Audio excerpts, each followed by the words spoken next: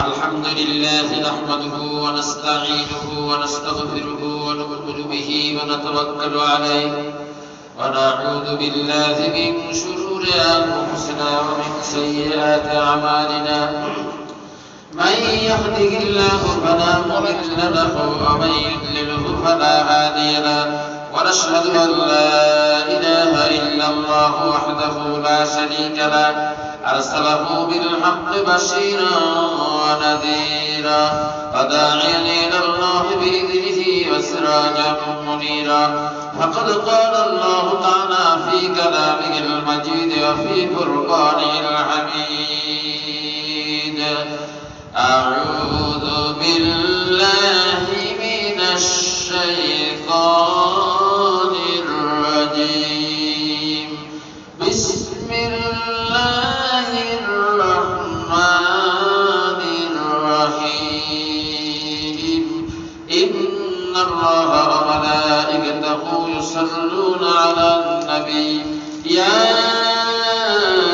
أيها الذين آمنوا صلوا عليه وسلموا تسليما اللهم صل على سيدنا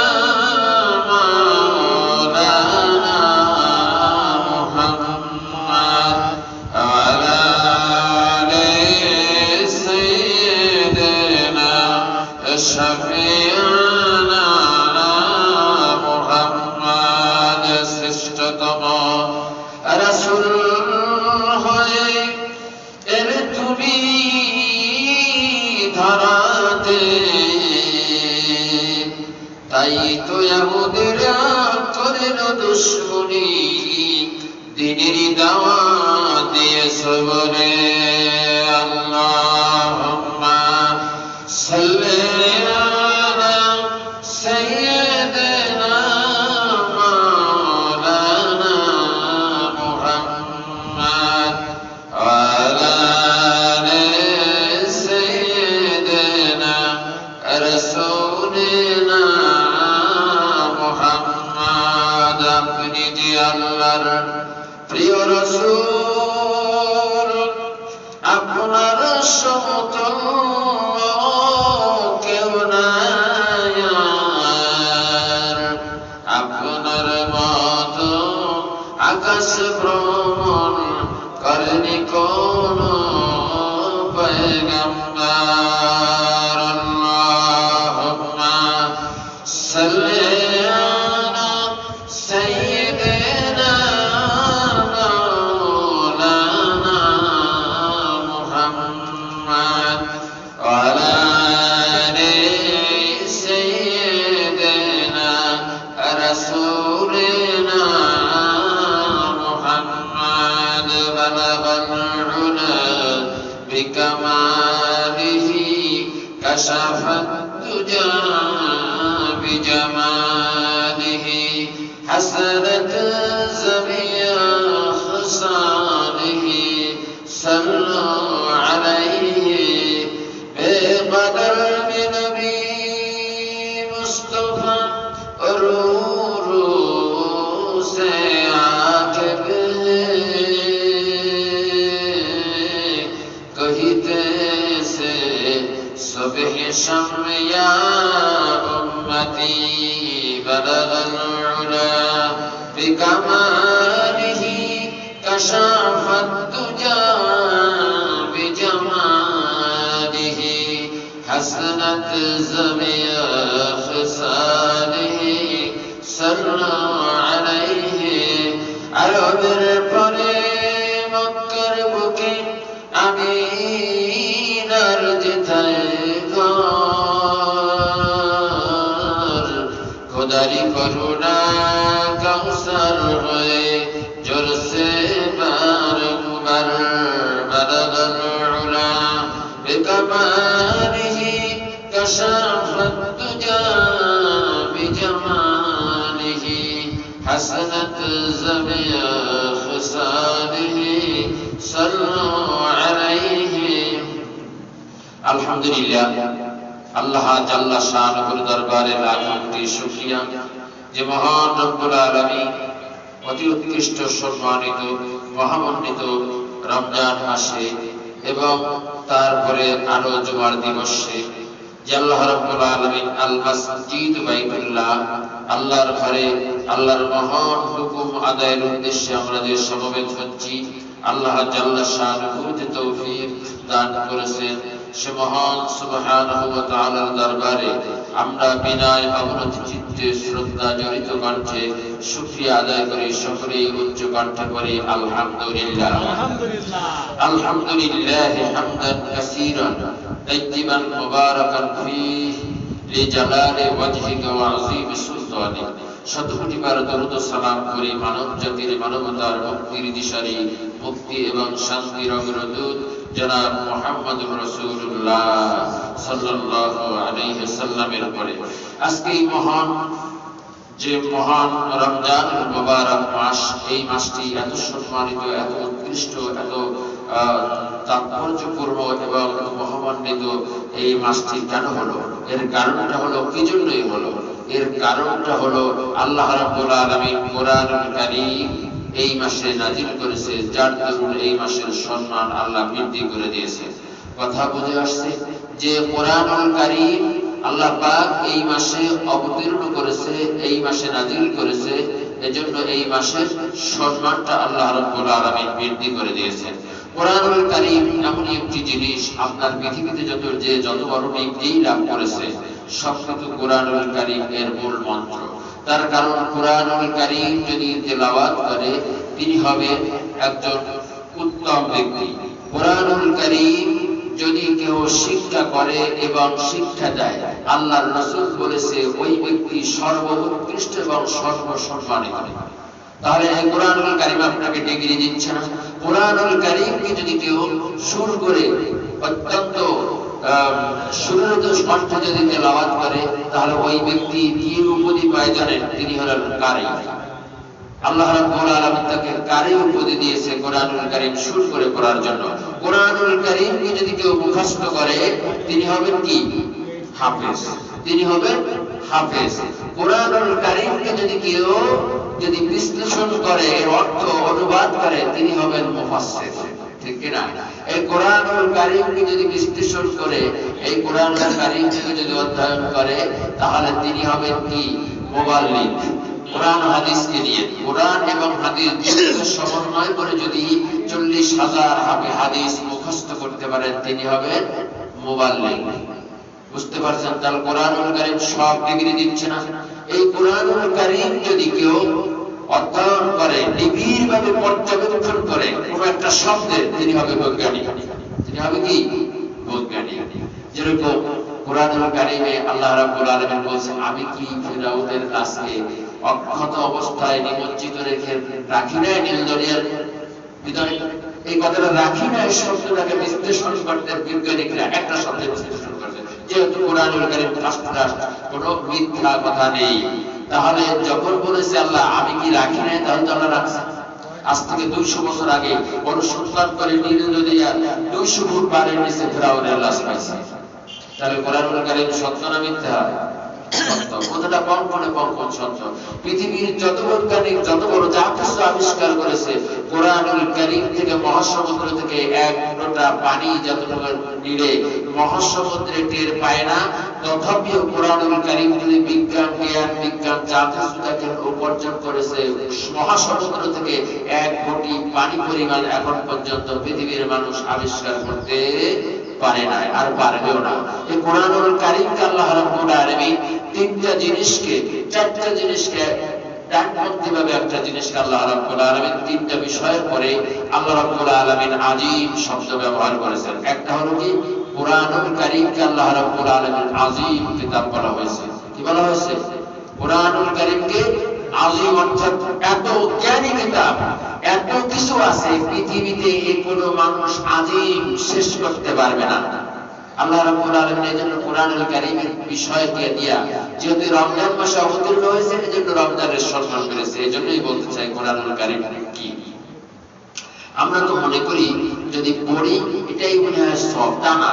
এই কোরআনুল কারীম শুধু পড়ার জন্য নয়, এই কোরআনুল কারীম সম্পর্কে আল্লাহ রাব্বুল আলামিন কোরআন শরীফে বলেছেন, কুল লাউ কানাল বাহরু মিদাদাল লিকালিমাতি রাব্বি লানাফিদাল বাহর ক্বাবলা আন তানফাদা কালিমাতু রাব্বি ওয়ালাউ জিনা বিমিসলিহি মাদাদা।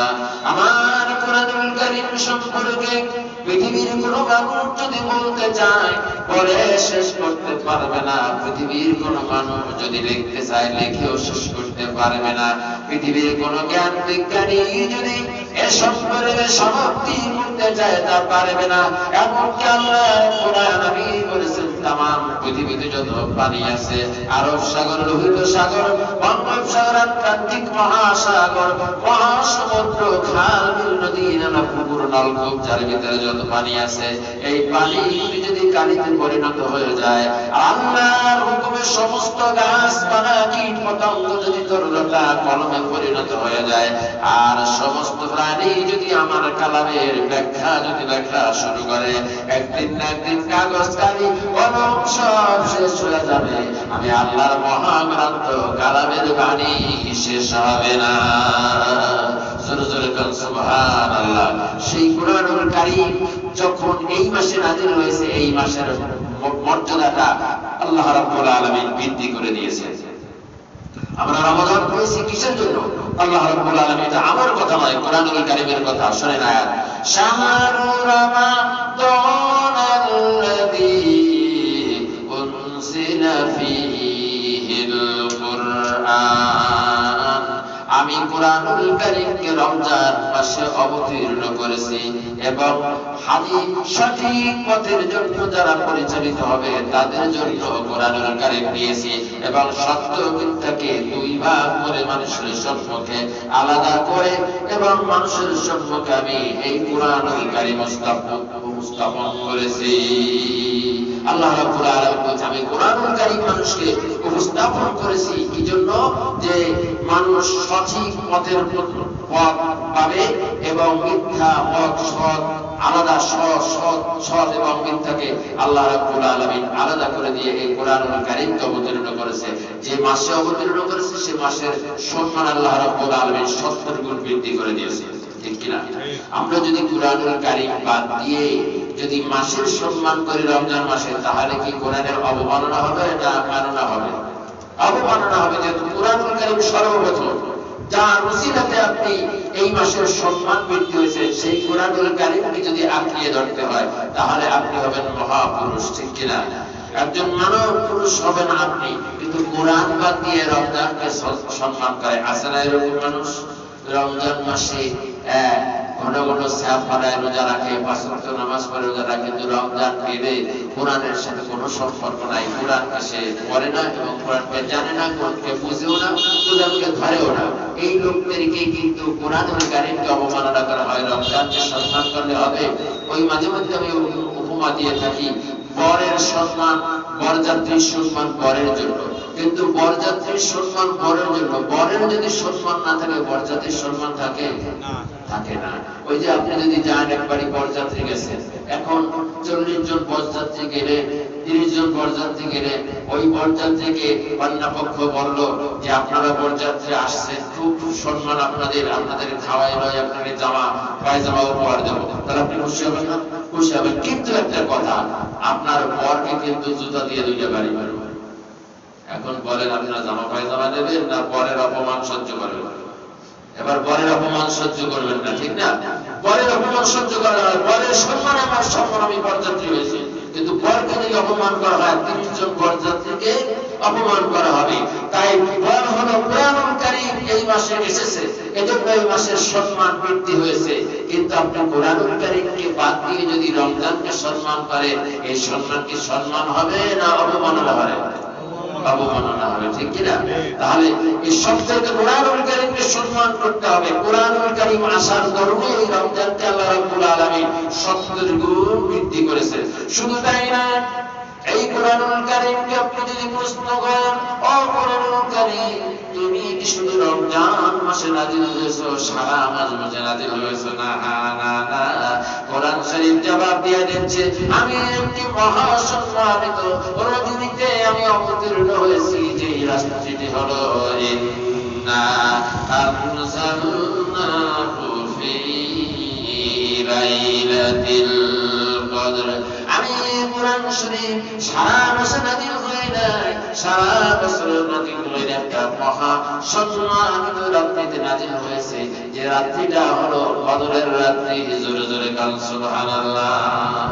আমরা কদরের রাত্রিতে কোরআন অবতীর্ণ হয়েছে, আর সে রাত্রির সম্মান কি? আল্লাহ রাব্বুল আলামিন কোরআন শরীফে বলে দিয়েছেন, আমা আদরাকা মা লাইলাতুল কদর। নবী গো, আপনি কি জানেন সে লাইলাতুল কদর রাত্রি কি? লাইলাতুল কদরে খায়রুম মিন আলফি শাহর, 1000 মাস ইবাদত করলে যে সওয়াব আল্লাহ রাব্বুল আলামিন লাইলাতুল কদরের রাত্রিতে কোরআন অবতীর্ণ হওয়ার দরুন এক রাত্রিতে আল্লাহ রাব্বুল আলামিন 1000 মাস সওয়াব থেকে উত্তম সওয়াব দান করে দিবে। 1000 মাস ইবাদত কেউ করছে?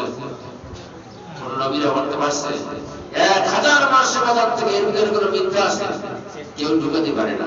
ওই যেই যা করুক না কেন, যেই যে কথা বলুক না কেন, কদর সম্পর্কে কেউ বলতে পারে না, কারণ কোরআন শরীফ আছে।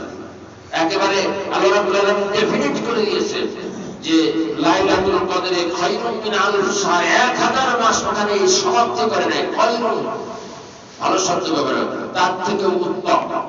অর্থাৎ সেই সময় আরবের লোকেরা 1000-এর বেশি গুনতে জানতো না, 1000 পর্যন্ত গুনতো। এখন তো লাখ লাখ কোটি অলিয়ান বলিয়ান ট্রিলিয়ান কত কিছু গণে, তাই না? কোটি কোটি গণে, 1 বিলিয়ন 2 বিলিয়ন ট্রিলিয়ন এরকম গণে, কিন্তু তৎকালীন লোকেরা 1000-এর বেশি গুনতে জানতো না। আল্লাহ রাব্বুল আলামিন 1000-এর পরে জন্য করেছে, গুরুত্ব দিয়েছে যে 1000 মাস থেকেও উত্তম।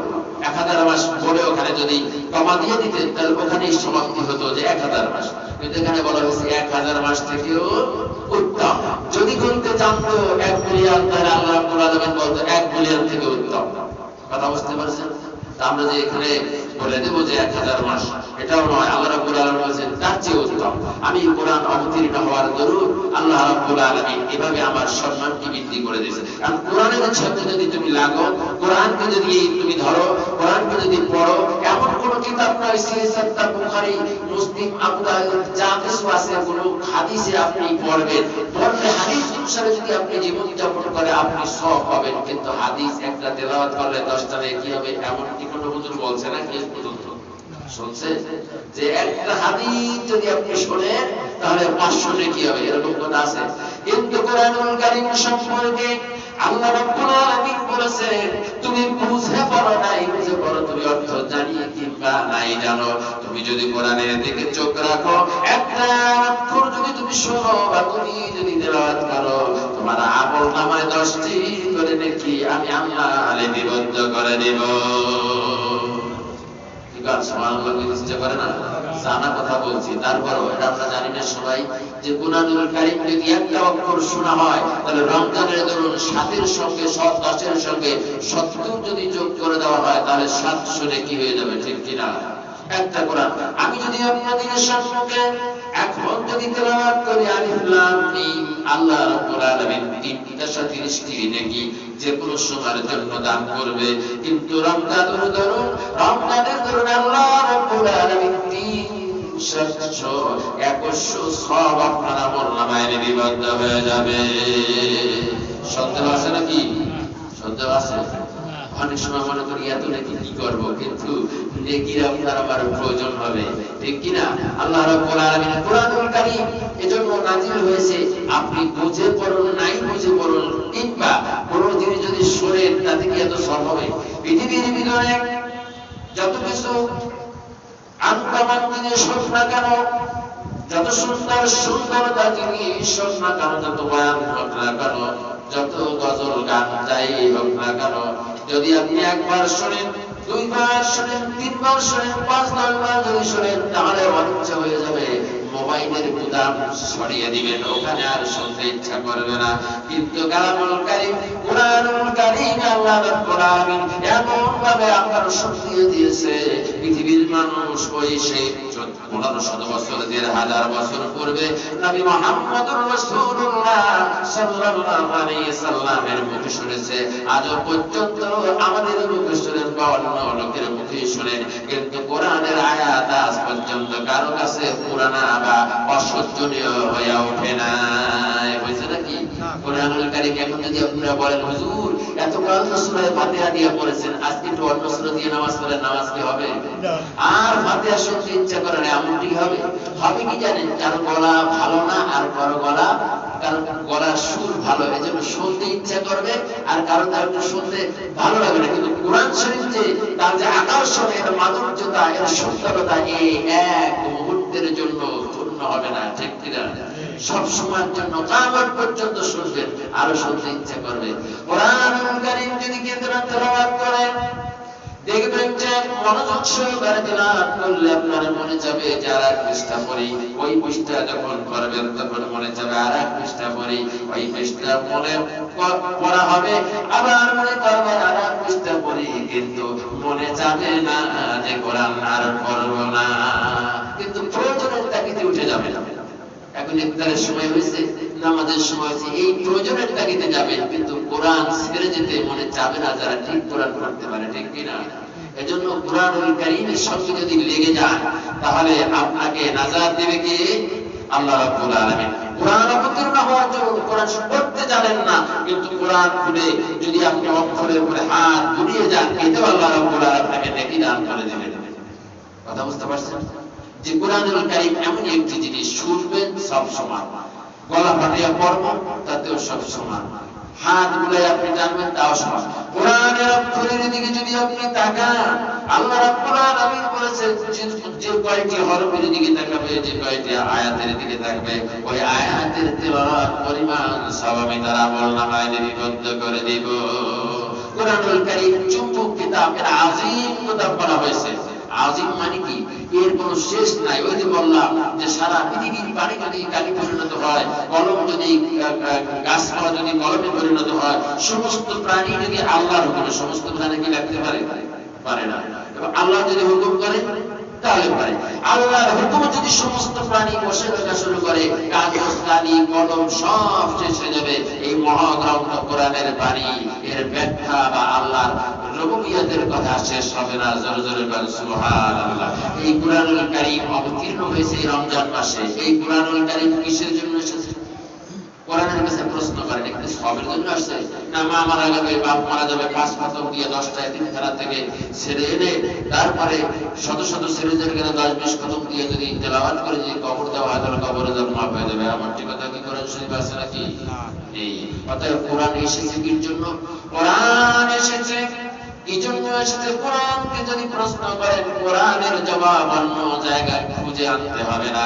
কোরআনুল কারীমের জবাব কোরআন শরীফ নিজেই দিচ্ছে। কুল জা আল হক ওয়া যাহাকাল বাতিল ইন্নাল বাতিলা কানা যাবুকা। আমি কোরআন অবতীর্ণ হয়েছি সত্য এবং মিথ্যাকে মানুষের সম্পর্কে দুভাগ করে আলাদা করে দেওয়ার জন্য আমি কোরআন অবতীর্ণ হয়েছি। জোরে জোরে বলেন সুবহানাল্লাহ। কোরআনুল কারীমের কাছে যদি প্রশ্ন করা হয়, কোরআনুল কারীম তোমার কাছে কোনো ভুল ভ্রান্তি আছে কিনা? কোন মানুষেরা, কোন বিজ্ঞানীরা যদি, দার্শনিকরা যদি কোনো বই লেখে, তাহলে বইয়ের প্রথমে সে ভূমিকায় লাগে পাঠকদের ক্ষেত্রে আরোপ করতে যায়, আপনারা যদি আমার এই গ্রন্থের ভিতরে কোনো ভুল ত্রুটি পান, দয়া করে মেহেরবানি করে আমার মোবাইল নাম্বার নিচে তুলে দেওয়া হয়েছে, ওই মোবাইল নাম্বারে আপনারা ফোন করবেন, আমি সংশোধন হওয়ার চেষ্টা করব।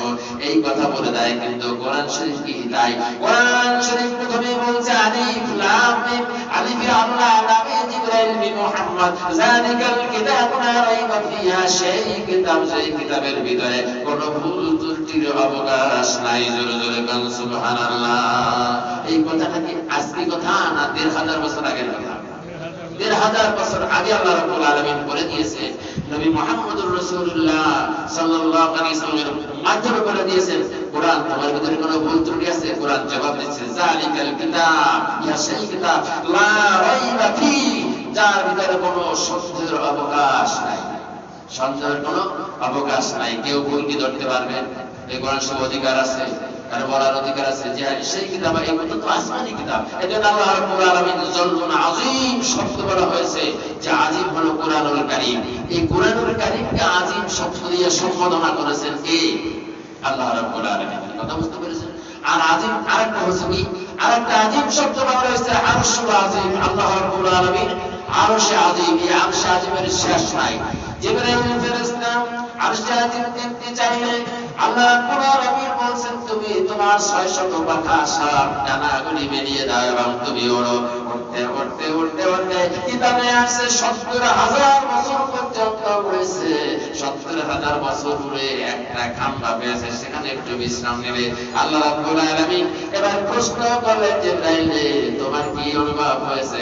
জিবরাইল বলে, মাবুদ গো, আমি 70,000 বছর উড়ে আমি এই খাম্বায় এসেছি, এখন আরশে আযীম আর কত দূর? আল্লাহ রাব্বুল আলামিন জানিয়ে দেন, জিবরাইল তুমি এই 70,000 বছর উড়েছো, একটা খাম্বা পেয়েছো, কিন্তু এরকম 70,000 খাম্বা অতিক্রম করার পরে আমার আরশে আযীম পাবে। জোরে জোরে বল সুবহানাল্লাহ। এজন্য আল্লাহ রাব্বুল আলামিন জিবরাইল ওখানে থেকে গেল, মাবুদ গো, আরশে আযীম দেখার ক্ষমতা আমার নেই। আল্লাহ রাব্বুল আলামিন আরশে আযীমকে আযীম শব্দ ব্যবহার করেছেন। আযীম শব্দের অর্থ হলো যার কোনো মাপকাঠি নাই, যার কোনো ইয়াত্তা নাই, যার কোনো দৈর্ঘ্যের কোনো সীমা নাই, প্রস্থের কোনো সীমা নাই।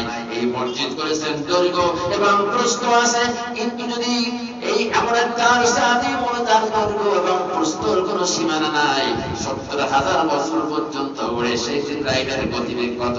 আরশে আযীম আসমান থেকে জিবরাইল এক ধাক্কা দিয়ে জমিনে আসে, আর এক ধাক্কা দিয়ে আসমানে চলে যায়। জোরে জোরে বল সুবহানাল্লাহ। এই জিবরাইল 70,000 বছর ঘুরে একটা খাম্বা পাইল, এবং 70,000 খাম্বা আল্লাহ রাব্বুল আলামিন দেখে দিয়েছেন। আরশে আযীমকে আল্লাহ রাব্বুল আলামিন আযীম শব্দ ব্যবহার করেছেন। কথা বুঝতে পারছেন? এবার আরেকটা বিষয়ের আল্লাহ রাব্বুল আলামিন আযীম শব্দ ব্যবহার করেছে, সেটা কি জানেন? ইন্নাকা লাআলা খুলুকিন আযীম। হে নবী, আপনার চরিত্রকে আমি উত্তম চরিত্র করে দিয়েছি। আল্লাহ রাসূলের চরিত্রতে আযীম শব্দ ব্যবহার করেছে। কথা বুঝতে পারছেন? আযীম কোন তিন জায়গায় ব্যবহার আছে। আরেকটা বামপন্থী আযীম, ইন্নাশ শিরকা লাযুলমুন আযীম। যদি আপনি শিরক গুনাহ করেন, এটাও কিন্তু আযীম, বিশাল গুনাহ, এর মাপকাঠি নাই। শিরক কি করা যাবে?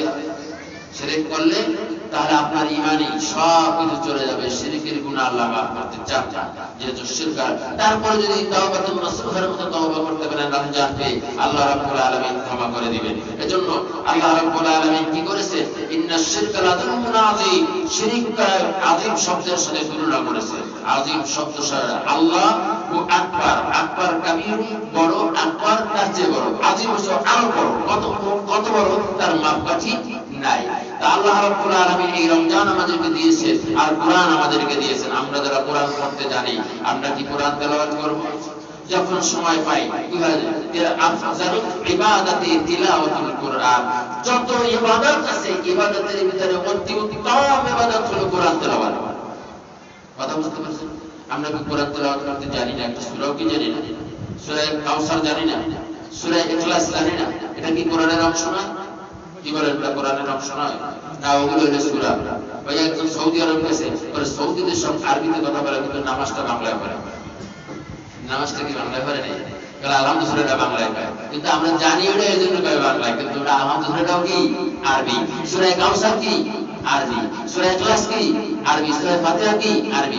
আপনি যা জানেন তাই প্রতিদিন তেলাওয়াত করেন। যদি 3 বার সূরা ইখলাস তেলাওয়াত করতে পারেন, আল্লাহ রাব্বুল আলামিন তার নামায় আমলে এক খতম কোরআন শরীফের সওয়াব আল্লাহ দান করে দিবে। মানুষকে দাওয়াত দেন, এই রমজান এসেছে, নামাজের জন্য আহ্বান করেন। আপনি নামাজ পড়েন, ইসলাম কিন্তু এখানেই সমাপ্তি নয়। একজন মানুষকে যদি ডেকে নিয়ে আসে যে আসো ভাই নামাজে আসো বা রোজা রাখো, তাহলে আপনি যে ডাকলেন এর দরুন আপনি কি পাবেন? খাওয়া ডাকবেন নাকি? খাওয়া ডাকবেন? হাও ডাকবেন না। ওই ডাক দিলেন সে যদি নামাজে আসে আপনার আমলনামায় 70 বার যে ফজরের নামাজটা পড়লেন এর সওয়াব লেখা হবে। আর যদি না আসে তাহলে কি হবে? ওই যে আপনি ডাকলেন, আপনি 1 সেকেন্ড তার সম্মুখে দাঁড়িয়ে ডাক ছুড়ে দিলেন, আল্লাহ রাব্বুল আলামিন এই ডাকটা বিফলে দিবেন না। এই ডাকের দরুন আল্লাহ রাব্বুল আলামিন ওই ব্যক্তি যদি নামাজ পড়তো নাও পড়তো কিন্তু আপনার আমলনামায় 2 রাকাত কবুলিয়াত নামাজের সওয়াব লিপিবদ্ধ করে দিবে। সুবহানাল্লাহ। ইচ্ছা করে না যে 2 রাকাত কবুলিয়াত নামাজের সওয়াব দেওয়া হবে। আপনি যে নামাজ পড়লেন কবুল হবে কিনা এর গ্যারান্টি আছে নাকি? গ্যারান্টি আছে? নাই। কিন্তু আপনি যে ডাকলেন আল্লাহর নবী বিশ্ব নবী নবী মুহাম্মদুর রাসূলুল্লাহ সাল্লাল্লাহু আলাইহি সাল্লাম এর গ্যারান্টি দিয়েছেন। এই কথা যখন শুনলেন সাহাবীরা এই মসজিদে নববীর পাশে মসজিদুল হারামের পাশে পাশে সে ঘরবাড়ি বাঁধা শুরু করলো। আল্লাহর নবী প্রশ্ন করলেন, সাহাবীরা রে তোমরা কেন এই ঘরবাড়ি আমার এই মসজিদে নববীর পাশে মসজিদুল হারামের পাশে কেন বাঁধতেছো? সাহাবীরা বললেন, ইয়া রাসূলুল্লাহ জামাতের সাথে নামাজ আদায় করার জন্য, আমরা কাছাকাছি থেকে নামাজ আদায় করার জন্য করছি। আল্লাহর নবী বললেন, সাহাবীরা রে না না না তোমাদের ভুল কি ধারণা ভুল হয়েছে। যেহেতু তোমরা যদি দূরে দূরে বসে দূরে দূরে বসবাস করে যদি মসজিদের কাছে হেঁটে হেঁটে নামাজ পড়তে আসো, প্রতিটা কদমের বদৌলতে আল্লাহ রাব্বুল আলামিন 10,000 করে নেকি তোমার আমলনামায় লিপিবদ্ধ করে দিবে। এই কথা যখন সাহাবীদের মুখে শুনলেন সব সাহাবীরা ঘর বাড়ি বেঁধে বেঁধে যে যতটা দূরে পারত তখন সেখানে গিয়ে ঘর নির্মাণ করা শুরু করলো, বসবাস করা শুরু করলো। আমরা অনেক দূর থেকেও যদি আসি তাহলেও কি সওয়াব বেশি। এই জন্য আমরা সবের পাগল কিনা? সবল আমল করার দরকার আমাদের।